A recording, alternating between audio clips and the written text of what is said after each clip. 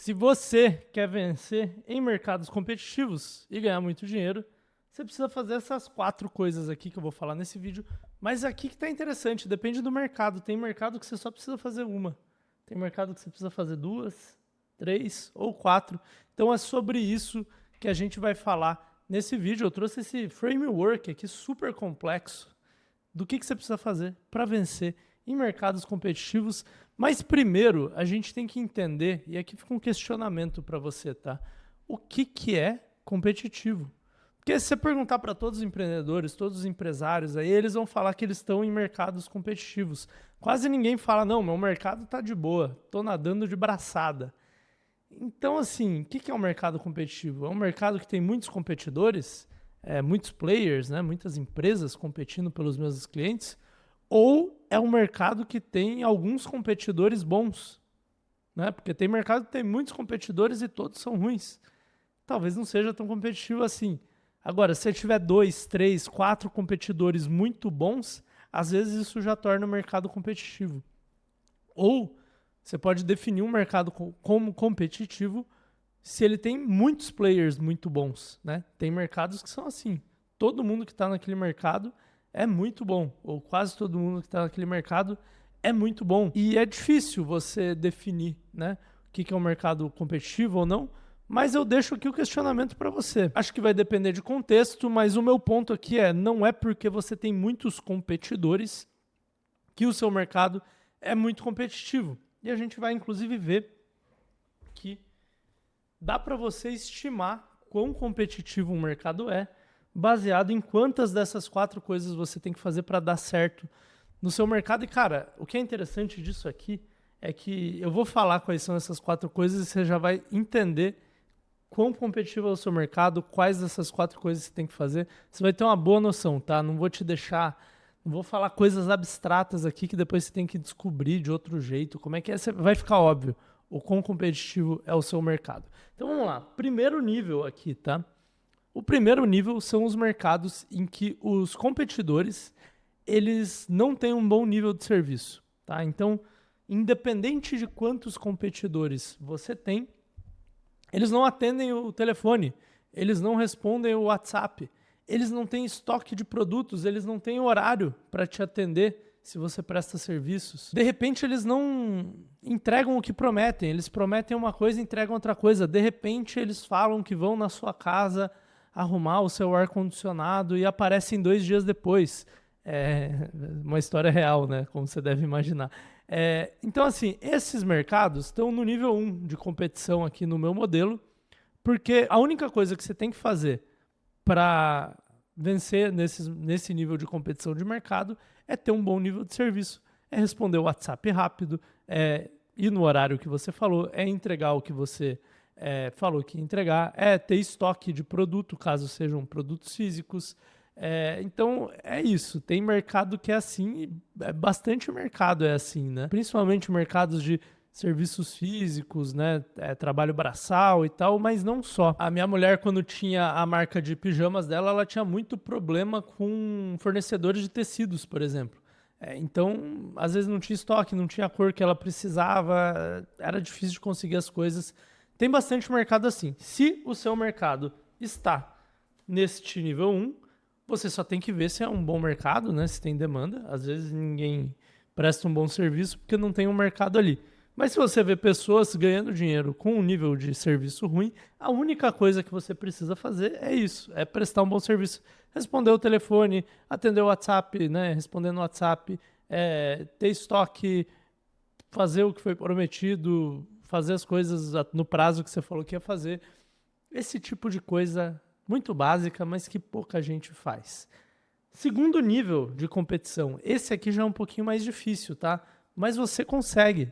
Se o seu mercado estiver nesse segundo nível, vai ser fácil você vencer no seu mercado também, mesmo que ele seja competitivo, porque você vai ver que ele não é tanto. Esse segundo nível é o seguinte: são mercados em que as empresas entregam o que prometem, elas têm estoque, elas atendem o celular, elas respondem o WhatsApp, elas entregam no prazo, etc. Mas elas não competem na economia da atenção. Ou seja, elas fazem o serviço, que é o nível 1, mas elas não chegam no cliente, que é o nível 2. Então o nível 2 é você chegar no cliente e deixa eu te dar um exemplo muito simples. Imagina que em 2018, 2019, você falou, cara, eu vou fazer uma marca de camisetas básicas. Todo mundo compra camisetas básicas. A Hering é uma grande empresa que fatura centenas de milhões, até bilhões, acho que a Hering faturava. Então eu vou fazer uma marca de camisetas básicas. E aí você pesquisa na internet e você vê que tem um monte já. Já tinha 50, 100, 200 marcas de camiseta básica. Acredite ou não, em 2019 você não foi o primeiro ser humano a pensar em fazer uma marca de camisetas básicas. Olha só que loucura. E aí você fala, tá muito competitivo. Acho que não vale a pena entrar. Só que o que você não percebeu, meu caro, é que as marcas de camiseta básica entregavam o produto, mas elas não sabiam competir na economia da atenção. Elas não conseguiam chegar no cliente. A maioria das pessoas nunca tinha nem ouvido falar delas. E aí o que aconteceu? Aconteceram duas coisas. A primeira coisa chama Insider e a segunda coisa chama Minimal. E deve ter outras marcas aí, mas eu gosto de usar essas duas de exemplo, porque a Insider aprendeu a jogar o jogo da divulgação em podcasts. E depois com outros influenciadores, né?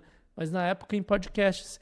Eles conseguiram fazer todos os hosts de podcast do Brasil usarem a camiseta deles e darem um cupom para os clientes. Eles cresceram muito assim.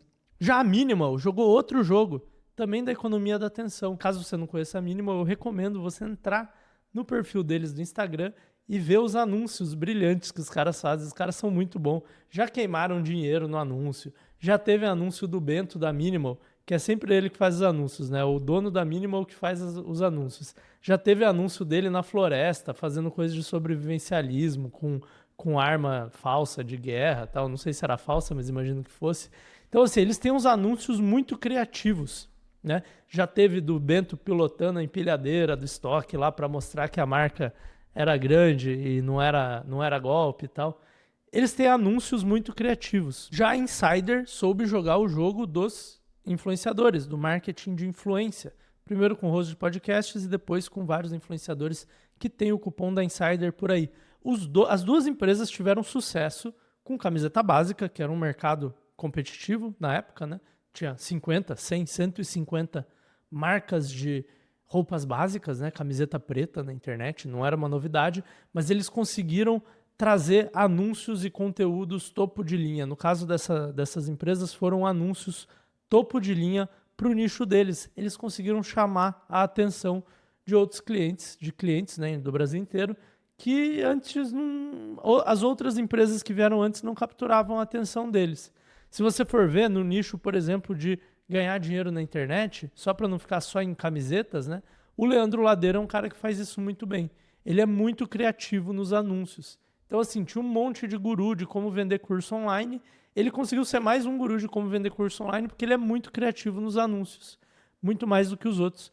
Hoje muita gente copia ele, né? Então acabou que ele perdeu um pouco essa vantagem, mas ele entrou numa época que os conteúdos, os anúncios eram muito chatos. Era, participa aqui do meu curso 100% online, 100% gratuito, blá, blá, blá. E ele vinha com os anúncios que você queria ver o anúncio dele porque você dava risada. Então, qual que é a minha dica aqui, tá?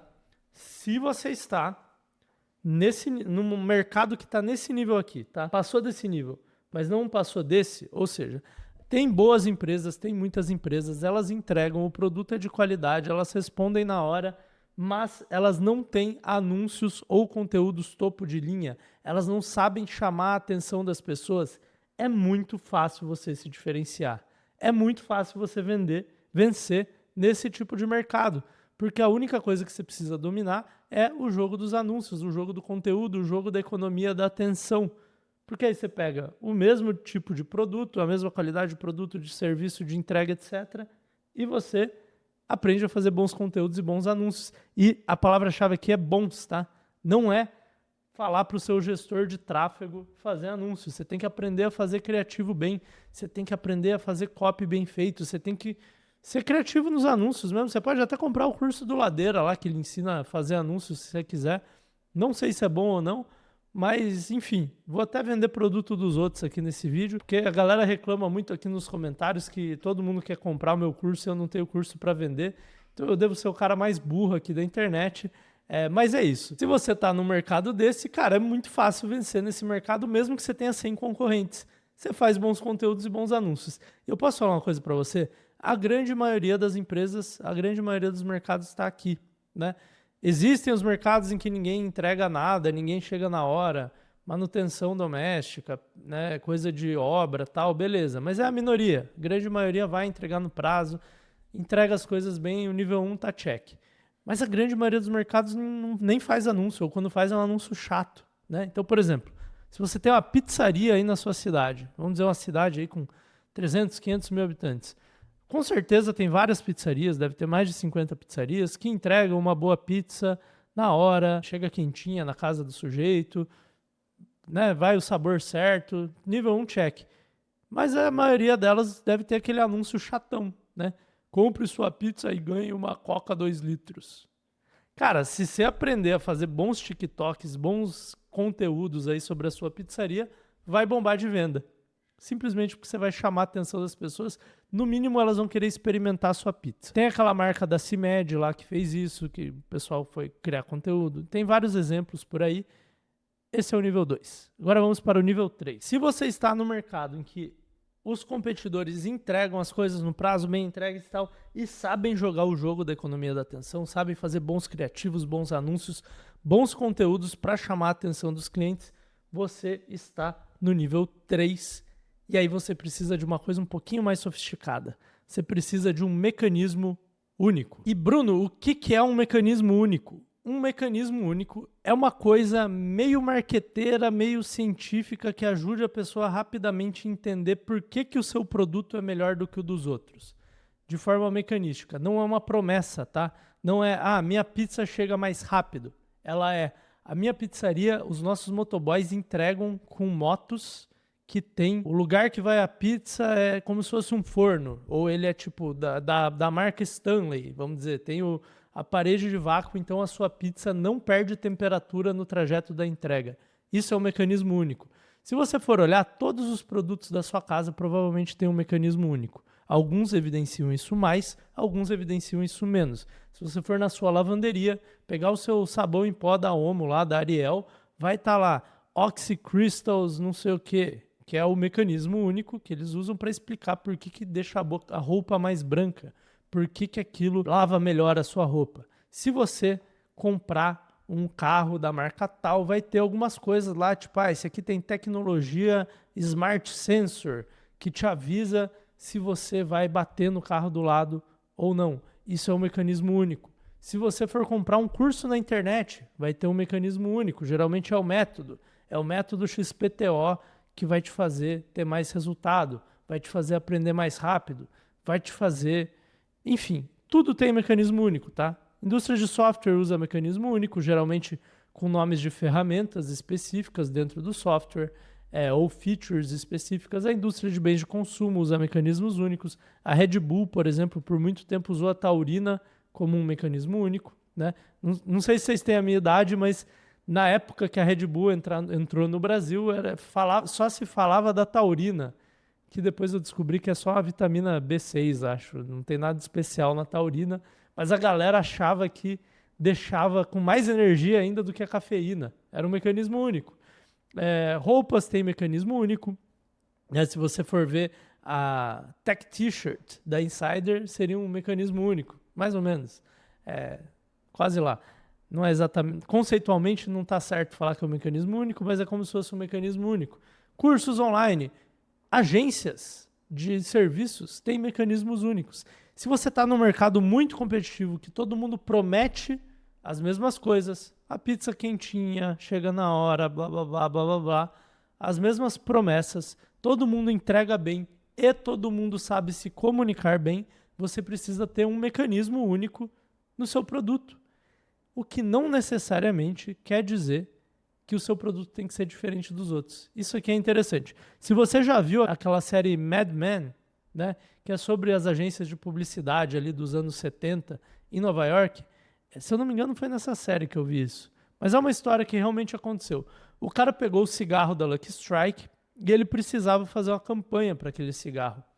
E aí o cara falou, como é que é o processo de produção, né, desse tabaco e tal? Chega uma hora que ele falou que é queimado. It's toasted.